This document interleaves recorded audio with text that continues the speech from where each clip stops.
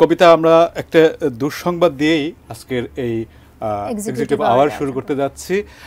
ইরানের প্রেসিডেন্ট ইব্রাহিম রাইসিকে বহনকারী হেলিকপ্টার পূর্ব আজারবাইজান প্রদেশের উত্তর প্রদেশে বিধ্বস্ত হয়েছে, যে খবরটি রয়টার্স সহ বিভিন্ন আন্তর্জাতিক গণমাধ্যমে প্রচার করে হয়েছে। এবং রোববার ইরানের পূর্বাঞ্চলের আজারবাইজান সীমান্তের কাছে জোলফান এলাকায় একটি বাঁধ উদ্বোধনের অনুষ্ঠানে যোগ দেন প্রেসিডেন্ট রাইসি এবং সেখান থেকে আমির আবদুল্লাহিয়ান ও ইরানের সর্বোচ্চ নেতার প্রতিনিধি আয়াতুল্লাহ মোহাম্মদ আলী আলে হাশেম রাইসি একই হেলিকপ্টারে ছিলেন বলে জানা গেছে।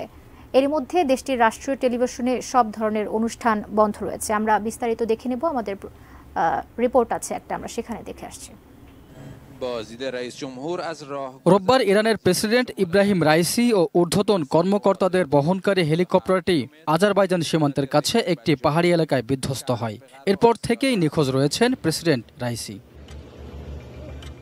ওই হেলিকপ্টারটিতে প্রেসিডেন্ট ছাড়াও ইরানের পররাষ্ট্রমন্ত্রী হোসাইন আমির আবদুল্লাহিয়ান ও পূর্ব আজারবাইজান প্রদেশের গভর্নর মালেক রাহমাতি এবং ইরানের সর্বোচ্চ নেতার মুখপাত্র আয়াতুল্লাহ মোহাম্মদ আলী আলে হাশেম ছিলেন।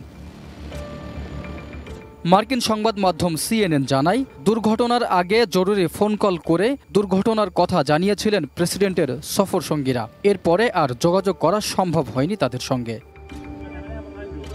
প্রেসিডেন্ট ইব্রাহিম রাইসিকে বহনকারী হেলিকপ্টারের সাথে আরও দুটি হেলিকপ্টার ছিল।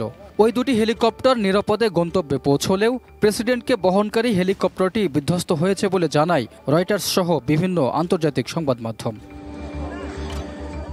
ইরানের স্বরাষ্ট্রমন্ত্রী আহমদ ভাহিদি জানান, এরই মধ্যে ওই এলাকায় অনুসন্ধান চালাতে কাজ শুরু করে দিয়েছে উদ্ধারকর্মীরা। তবে ঘন কুয়াশা ও প্রতিকূল আবহাওয়ার কারণে উদ্ধার তৎপরতা ব্যাহত হচ্ছে বলে জানা গেছে। Raihan Munshi, desk report, ATN news.